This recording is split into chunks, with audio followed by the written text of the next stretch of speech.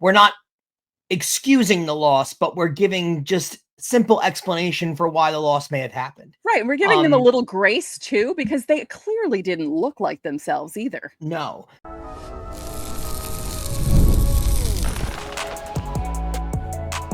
You are Locked On Yankees, your daily New York Yankees podcast. Part of the Locked On Podcast Network, your team every day. Welcome to Locked On Yankees, which is part of the Locked On Podcast Network, your team every day. Thank you for making us your first listen every day. I'm Stacey Gotsoulias. He's Brian McKeon. We've been hosting this show together since April 2024. I was a writer before I started hosting the show. Brian worked for WFAN. And Brian, let's get excited. The Yankees did what we wanted them to do. Series victory. Keep the train rolling. Yep. This episode is brought to you by 5 Hour Energy. Enough with the boring, flavorless caffeine. It's time to give your caffeine a flavor upgrade with 5 Hour Energy shots. Go to 5hourenergy.com or Amazon today. On today's show, we preview the 4-game series between the Yankees and Orioles in Baltimore, because what are off days? And we'll discuss the shortstop situation. But first, the Yankees do what we needed them to do. They win 2 out of 3 in Minnesota. And honestly, I said it on Wednesday's show. It was like a tale of two teams, because it's amazing how the offense can function when they have full nights of sleep. Yes, sleep deprivation is definitely a thing. It's been scientifically proven. I guess the Yankees did it for you if you don't believe in the science. We kind of did tell you guys this too after game 1. They were in such an impossible situation where we're not excusing the loss, but we're giving just simple explanation for why the loss may have happened. Right. And we're giving them a little grace too, because they clearly didn't look like themselves either. No. And they played a lot better in game 2. And then game 3 obviously was much more of a, solidified good victory for them. The bullpen was really good. They picked up their starter who started to fall apart late. And the offense obviously was tremendous. The only complaint that I can give you out of the offense right now is a complaint that Joe Girardi gave everyone during the broadcast. The fact that Jazz Chisholm Jr. is approaching 30 home runs means he's swinging out of his shoes at every pitch that he sees because he's trying to get there. So that is a thing that he's doing. But other than that, Trent Grisham, I don't have words anymore. He's going to have a 30 and 80 season. It's unbelievable. And then Cody Bellinger gives you a home run to remind everyone, hey, I want to get paid too. They played Dominguez finally, who looked good in this game. Judge actually had a couple. Dominguez had a couple of big-ish moments, considering he's been sitting so long. He had the RBI double, but he also was aggressive on the bases to the point where he caused a throwing error, advanced to third, and then he scored on that hit by McMahon, which was, an insurance run at the time, and then Bellinger added on to it. But at the time, that was big. And I think he's trying to show what he can do besides being just a left fielder. That he can, he could be a pinch runner. He could be a pinch hitter. He can come in and just create problems. And I think that is a very positive sign from a young player who he played all year, Stacey. And then he pretty much got benched, 3 weeks ago? Yeah. So I think the fact that he's being a team player and willing to do whatever it takes to help the team win at his age is a really, really positive sign. Yeah. So you mentioned Grisham. I have to post this because this is so funny. So apparently on the scoreboard, on Tuesday in Minnesota, they showed this. It said Trent Grisham met his wife in middle school, but didn't get married right away because they were in middle school. So I thought that was so funny. And I love when the home team does that to the opposing team, to the visiting team, and does just goofy stuff on the scoreboard. I think every team should do that because it makes it fun. Yes, I love it. It was so funny. This thing made its rounds on social media, which was absolutely terrific. It was hysterical. Yeah. And the other night when we were doing news from around the league, I forgot to put in a graphic. Jake Berger was facing King of the Astros. So it was Berger King, which was, everyone was passing that around on social media because you always love that sort of thing. And, anytime Max Fried actually pitched against Ben Rice, it was fried rice, not Fried rice. But yeah, the Grisham thing I wanted to mention. So 2 home runs, 12 home runs since August 20th. He leads the majors in that category. He's now up to 33 home runs on the season. Like No words. everyone predicted that from Trent Grisham. This is a little more random, but it reminds me of that random Curtis Granderson 40 home run season that he had. Yeah. Where it was 1 year where he just went off with power and that was it. I don't know if Trent Grisham becomes that, but hey, what a year to put together in a year where you become a free agent. What a walk here. I'm pretty sure there was one opening day I saw Granderson hit 2 home runs. I'm pretty sure it was either just random. I think it was 2011. I think 2011's opening day was rainy. I think that's the year it was. But yeah, it's completely random, completely awesome. Let's talk about Aaron Judge, because this is a cool number. So he hit his 200. I almost said tooth. That would be funny. 202nd career double, which ties Greg Nettles for 30th in franchise history. It was his 572nd extra base hit, passes Bob Meusel for sole possession of 14th in New York Yankee history. But round number watch, he's at 2,496 total bases, and he'll reach 2,500 with a home run. Oh, which would be apropos for him. He had a really good day at the plate.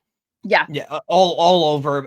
Really was fantastic. He is rounding into form of where he was around May of this year. Yes, and it took a while to get back to that, but he's played a really good baseball this road trip. Seems like he might be healthy. Let's hope. Let's hope. So let's talk about heel, because we touched upon it briefly, but we didn't really. I'll admit this. It's my fault. You can blame me. On Wednesday's live stream, I jinxed him. I was talking about how he may have usurped Schlittler because of Schlittler's bad performance, but apparently Warren, Schlittler, and Heel don't want to be the third starter for the Yankees. So I'm kidding. The theme of this episode is, and we'll get more into it in the second segment, but the theme of this episode is really competitions going into the postseason for the roster. And it is funny because I think with the performance that Schlittler gave you yesterday, you really had an opportunity, if you're Luis Heel, to shove and show, hey, I'm the third guy. We're not giving it to this rookie. I'm the third guy. Right. And he didn't do that. No. He was good through the first 4 innings, really. I thought he was fine. Yeah, and then he had that one inning where I got scared because he got 2 on, no outs. Mm-hmm. And I was like, ugh. And then I don't know what I was doing. And then I went back to the game and there was a commercial. And I was like, they didn't take him out, did they? Like, what happened? And I checked game day and made sure that he got out of it, and he got out of it. And I did like when Boone removed him. He kind of was trying to plead his case for staying in, and Boone was kind of like, nah, stop it. The only thing that kind of annoyed me with that is you're Luis Heel. You don't get to fight the manager on the mound. You're not Garrett Cole. You're not Carlos Rodon. Exactly. You're not Max Fried. Like, sit down. The manager comes out and takes the ball from you. Go to the dugout. Kind of, because he walked away from Boone and he kind of yelled into his glove. And like, again, I like the passion and the fight, but it's also like, he's more mad at himself. He's not mad at Boone. I think I agree. But know your role a little bit, if you know what I mean. Like, yeah. So his numbers: 4 2/3 innings, just like Schlittler, 9 hits, 5 runs, 4 earned, 2 walks, 2 strikeouts, 85 pitches, 54 strikes. Now his ERA is up to 3.33 because it was below 3 when he came into this start. But let's talk about the bullpen management, because I liked what Boone did. I was a little afraid because he brought Cruz in again to do the same thing he did in relief of Schlittler. He only needed 4 pitches again, like he did when he was in relief of Schlittler, and got the final out of the inning. And I thought to myself, he better bring him back in for this one, because I was mad that he didn't bring him back in on Tuesday, but I think there was a plan there, and I kind of understand it from Boone's point of view, because they're playing 4 against Baltimore. You can't keep putting all these guys in for too many pitches. So I understood that move, but I was actually happy that Cruz came in. He pitched the 1-2-3 6th inning, completely clean, no issues, and he rewarded Boone for that decision. And we discussed this a couple weeks ago, where it felt like when Cruz came back, he was going to be their hybrid sort of guy they bring in when they need a strikeout. Mm-hmm. And they've proven that's the case. Cruz is eligible to come in the 4th, the 7th, the 8th. Whenever they need a strikeout in a big spot, they're going to Fernando Cruz. And he's earned that right, because look at the splits, Stacey. He's pitched in like 44 innings this year, and he's got like 78 strikeouts. It's an absurd split that he has. So that's what his role is, and it looks like Williams. They want to use him for the 8th. It's the 7th or the 8th. They're going to use Williams, and they're going to flip flop him with Weaver, whoever they trust more that day. Yeah. So Williams' last 4 games, 5 innings pitched, 3 hits, no runs, 1 walk, 7 strikeouts, and the thing that got me was he gave up that leadoff hit and then he struck out the next 3, which Devin Williams 3 weeks ago would not have done that. You watch those strikeouts, and the ghost fork was clearly there today. And when it's so frustrating because when that pitch is on, it's unhittable and he looks great. But it's been off so often this year where it's kind of hard to believe that he's going to keep that consistency. But I'm only asking for now and through October. Yeah. Then you can go pitch in Arizona or Colorado and become obscure again. Luke Weaver pitched the 8th, did the same thing as Williams, meaning gave up a leadoff single, got the next 3 out, but he didn't strike out everyone. I think it was a fly out, a line out, and a strikeout. I think he struck out Cody Clemens, if I'm not mistaken. And then Doval came in to pitch the 9th with a 5-run lead. I joked on social media, is this lead big enough for Doval? And he had a 1-2-3 inning. So it is weird. You're welcome. When he's pitched 9th innings for the Yankees, he's done a lot better than when he's pitched in earlier innings. I don't know why, but the numbers in the 9th inning are terrific, and the numbers in earlier innings are not. Very strange. Weird split, yeah. Yeah, it's very strange. So overall, other than Monday, where, again, they clearly look like a different team, this is the kind of series you want. 2 out of 3. Just keep winning. And I believe Toronto lost. Lost. Boston won. Yes. And the magic number is now 7. For a playoff spot. Yes. We're almost there. Don't forget, subscribe to the channel, hit the like button on our videos, hit the notifications so you know when our videos go up. You can also join the Locked On Yankees Insiders Club. The link is in the description. You get text from us. You get text us questions, comments, reactions to trades and signings. You also get top priority on Fan Mail Friday. We send out the lineups during the season, any roster moves that are made, and breaking news so you don't have to check social media. And we have a new added perk. We have a private Discord where you can commiserate during games. There's a 14-day free trial. Coming up, who should be the starting shortstop going forward? We are going to discuss it next. Caffeine just got a flavor upgrade. 5-hour energy shots deliver tasty caffeine in 17 bold flavors. Each 2-ounce shot packs the caffeine of a premium 12-ounce cup of coffee, plus B vitamins and nutrients with 0 sugar and 0 crashes. What I love the most is how portable they are. Big taste, tiny shot. You can take it anywhere and get that boost when you need it. I always reach for my favorite flavor. I love the watermelon and the cherry. They're both terrific because they're refreshing and it gives me that quick lift before a busy day. But I've also been eyeing other flavors. Again, the cherry's great. The grape is even really good. Blue raspberry. All of them are really so good. And honestly, I love how fast it kicks in and how it's sugar-free. So I don't have to worry about crashing later on. Enough with boring, flavorless caffeine. It's time to give your caffeine a flavor upgrade with 5-hour energy shots. Get the favorites you love or be bold and try something new in store and online at www.5hourenergy.com or Amazon today. So this is your last call for Fan Mail Friday. And if you're not an insider, this is how you do it. You go to our YouTube page, you click on the post tab, you leave your question under the post where I tell you to leave your question. And the deadline is Thursday, 5 p.m. Eastern Daylight Time. And ask us anything. We're ready for it. So I told you earlier in segment 1 that the theme for today's episode was going to be the debate of positional battles, which the Yankees seem to find themselves in. And the one that I want to focus on is shortstop. So Anthony Volpe gets the cortisone shot last week, misses 4 games where Caballero plays. Volpe plays on Tuesday, has 2 hits and a walk, has good at-bats. Boone seemingly goes over the top to praise and out of his way to praise Anthony Volpe in the post-game press conference on Tuesday. So everyone kind of assumed they're going to play Volpe on Wednesday after Volpe has a good hitting day and Boone praises him. And then they go Caballero, which basically confirms to me and should confirm to all of Yankee Nation that Volpe has lost the shortstop job.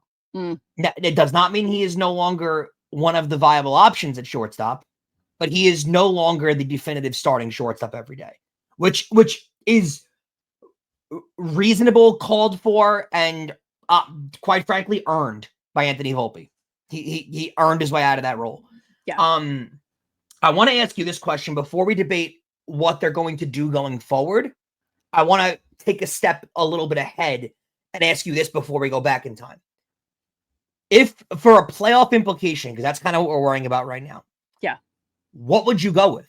Would you go with Anthony Volpe starting games, or would you go with Caballero? Because here's the thing, Stacey. Caballero is much more of a viable bench piece than Anthony Volpe is. Right. Anthony Volpe is only a pinch runner who comes in to play shortstop. And by the way, he doesn't come in and play elite defense. So what is Anthony Volpe's value off the bench? Caballero has a lot of value off the bench. So where would you go in a postseason game? Oof. See, that's rough. That's really rough because, like, I see what you're saying. I would rather see someone like Caballero come in late in the game, pinch run for someone like Stanton. If Dominguez can't do it, or if Dominguez is already starting at left field, then you have Caballero to do that. Because as we see, Caballero is constantly running on the bases and he makes things happen on the bases, where Volpe is the type of guy who we thought was going to do that, but he doesn't really do that. And I think there's more value in Caballero being the guy who comes in late. And you can also put him in the outfield. You can put him at second base, third base, shortstop. He can play all over the place where Volpe doesn't give you that flexibility. Right. So to me, it either becomes Volpe's your starting shortstop in the postseason, and Caballero was this excelled hybrid player that can play anywhere, or Caballero is your starting shortstop, and Volpe is like a zero. Here's a question. You know what I mean? But here's a question for you. Do you think it's going to be it's so late in the season for this to happen, but do you think it's going to become a situation like it is with Wells and Rice at catcher? I don't think you can afford to do that. I think what it's become is what they're doing right now is saying, hey, someone come take this job. That's what it feels like they're doing. And right now, Caballero is doing that. He's playing well. He's getting on base. He's creating havoc on the base paths. He's not creating huge errors in the field. I think that's what's happening right now. And they'll probably play Volpe 2 games in Baltimore, and they'll play Caballero 2 games in Baltimore. And they're just going to give both guys an opportunity to hit and play well, and whoever's doing that going into the postseason. I think Caballero gets used better off the bench. He's more of a value off the bench. But right now, Anthony Volpe is not a good baseball player. No. And it's not like if he comes off the bench, you throw him at shortstop and you have an elite glove there in short. You don't even have that anymore. So and you can't bring him in to pinch hit for somebody because he's not a good hitter this year. So what is Volpe's value? He's not even a good base runner this year where he's stealing bases. He's literally just quick. So you're going to bring him in just to be fast? Right. This isn't even like a Dave Roberts situation from back in the day where he can come in and steal a base. He's not even that. I don't know what is his value. Right, because at this point, Jason Dominguez and Jose Caballero are more valuable than Anthony Volpe. Agreed. And that's where this is what I get to, Stacey, is to me, what the situation that they're faced with is either Anthony Volpe is your starting shortstop in the postseason, or there's reason to debate him not being on the postseason roster. If he's not going to play every day, what value does he serve them? He doesn't. Like there is nothing that he's going to do in the game. And right now, if the postseason started tomorrow, I think what they would do is it would be a mixture of Judge and Stanton, right? It would be Grisham in center and Bellinger in left. So Dominguez then is your bench piece. He is your spark plug. He plugs in for Stanton easily. He's got plenty of speed on the base paths. He's a better base runner than Volpe. He steals more bases than Volpe. So right there, he's more valuable than Volpe. Caballero right now is a better player than Volpe. He's a better fielder, better base runner, better hitter. And you have your bench piece in Dominguez coming off the bench. What value does Volpe offer you? And you're also, I think he doesn't play a lot, but I think you'd rather have the veteran hitter in Rosario than you would have rather have in Volpe off the bench. So I'm running through these scenarios. If Volpe is not going to play shortstop for you in the postseason, where is his value on the roster? At Right. that point, you're better off keeping Volpe off the roster and using his roster spot for Will Warren because you'd rather have more pitching in the postseason. That's the way I look at it. I don't envy them right now, this decision, you know? Oh, I think it's a difficult decision, though, because, I mean, what do you do to Volpe? Volpe had a grand slam in the World Series last year. Right. You know what I mean? And one of the positives on him this year when people defended him was, oh, well, he hit really well in the playoffs last year, and he did, to his credit. So now it's going to go from a year later to he doesn't make the playoff roster. I mean, and am I crazy for giving that opinion or no? Because I honestly think that right now, I would say it's 60-40. He doesn't make the playoff roster.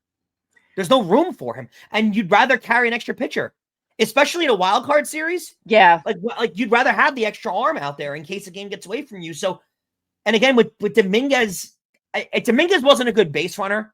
I would say Volpe should be there, but Dominguez is an excellent base runner. So, and if Volpe can't field, what's your purpose? You know what I mean? Like, what purpose are you serving this roster? I feel bad having that opinion and going forward with that, but if Caballero outplays Volpe going forward, I don't know if there's room for him on the playoff roster. Right. And it might not be a difficult choice if he outplays him the rest of the season. And is it, like, let's be real with the way that the season has looked for Anthony Volpe, is it going to take much for Caballero to since Caballero has become a starter over the last 2 weeks, he's hitting 270. Yeah. Volpe doesn't sniff that. So Yeah. So it's, you know what I mean? Like it's there's not much of a debate being left open here. I will say this before we go to the next segment.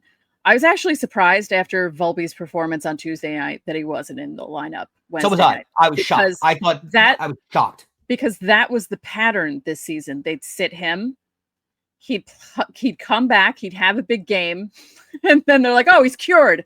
And then they'd put him back into the lineup. And I was really shocked. After he came off the first injury at the All-Star break, he came out of the All-Star break firing, like playing really well. So people thought, okay, if he plays really well after the cortisone shot, maybe he'll come back and play really well. They sit him the next game. I agree with you. I was shocked too, but I think it kind of shows they're a little fed up with Volpe. Yeah. And if they're that fed up, they're not going to play him 2 days in a row. Maybe they're not fed up. It's more they have someone they can play over him.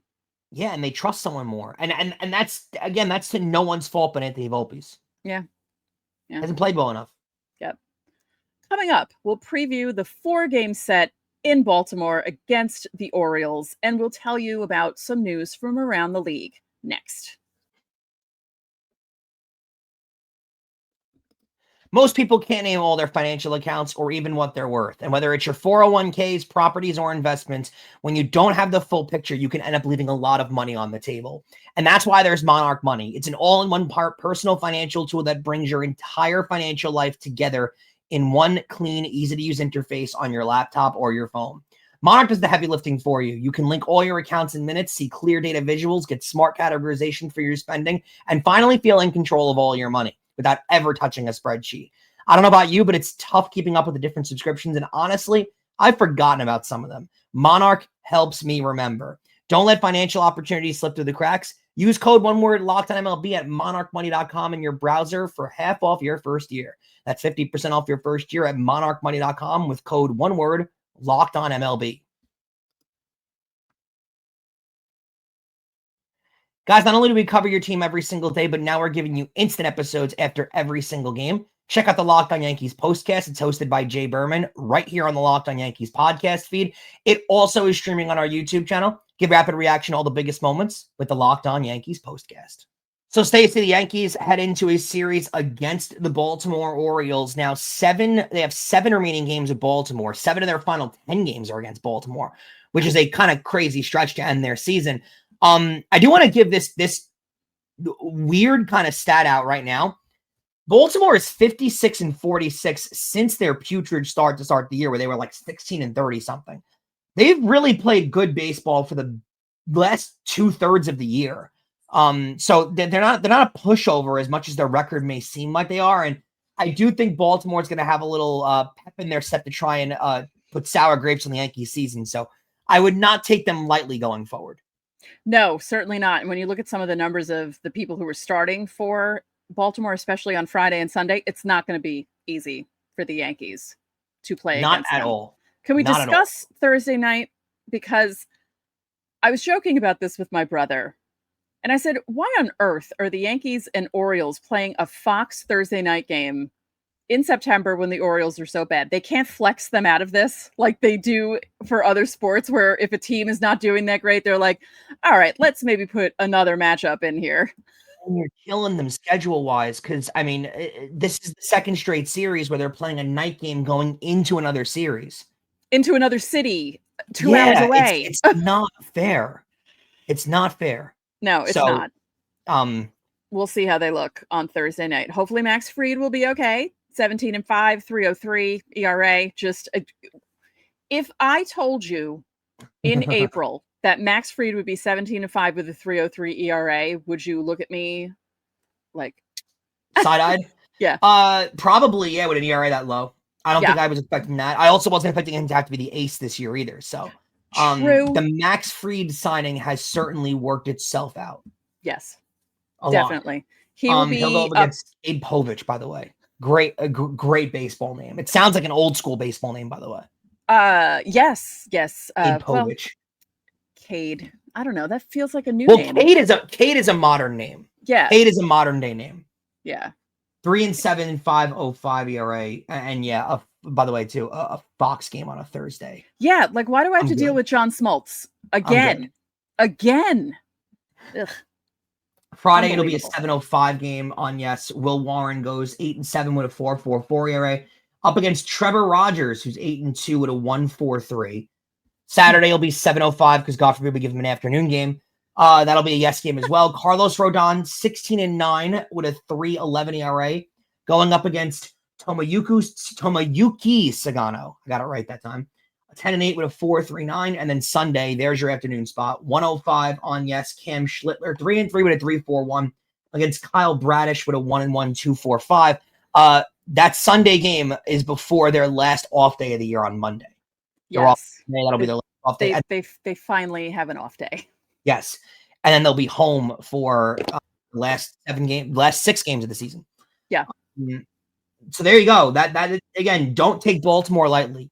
Not an easy spot to be in. They're going to want to spoil your season for absolute sure. And I don't know how in reach the division is at this point still, but that final wild card spot, that top wild card spot to get that series in the Bronx is absolutely up for grabs, and the Red Sox are still chasing for it. So you got to be careful because that you can still get caught for sure. Yes, definitely. Some news from around the league. Your favorite segment of the week. Besides Fan Mail Friday, which is tomorrow, so get your questions in. Yankees and Blue Jays were supposed to play a 2026 London series, but it was canceled due to scheduling conflicts, probably with the soccer stadiums or football stadiums, if you want to call them, of who's playing at what, new advances to what league, and who's playing at what day, what time, and they weren't able to schedule it properly. So that cancels that series. What was your opinion the first time on the London series? Do you like it, or do you think it's a little too overblown?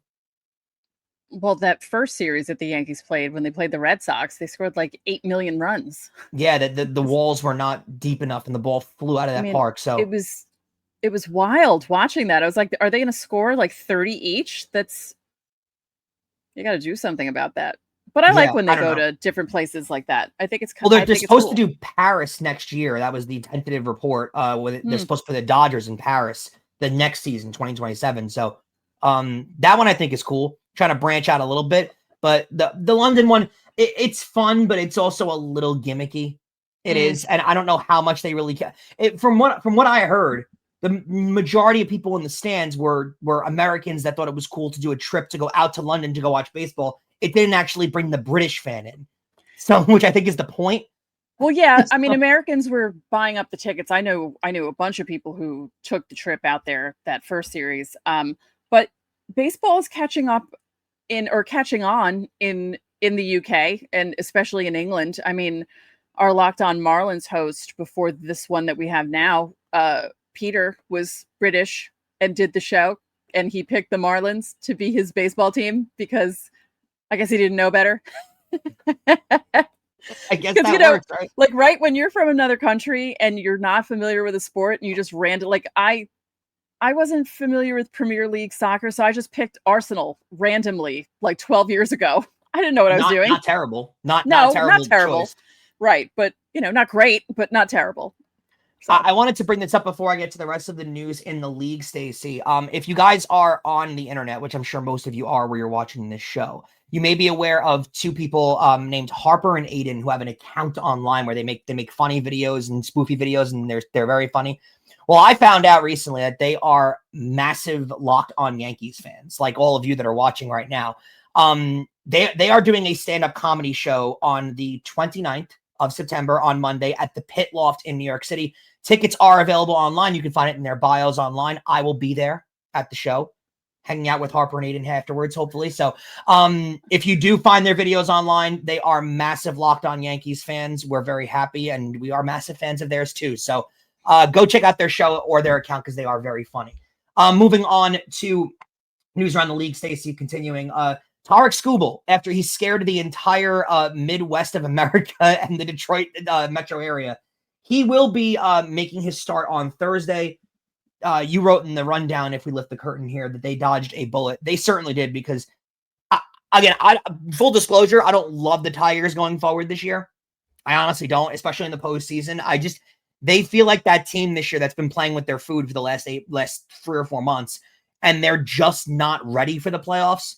I think they were last year's surprise kind of underdog, last minute getting to the postseason and make things happen kind of team.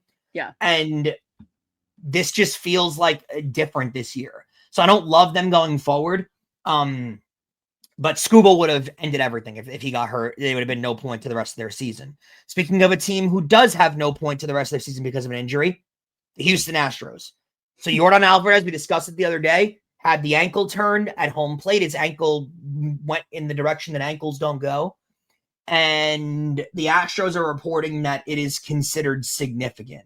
And he's not expected to play until at earliest mid-October at this point.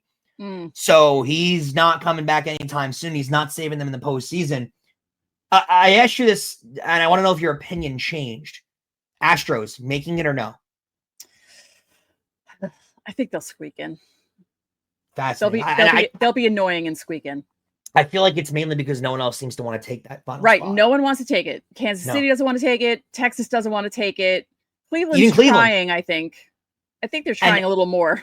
Arizona in the National League, too, heated up over the last week, and now they're a game and a half away out of it. The National League race is ridiculous, too. Yeah. Yeah. And then your Angel stat to close it out, if you'd like. Yeah, so the Angels aren't anywhere near a wild card spot. And at all. This is part of the reason why. They've lost 11 times in the month of September.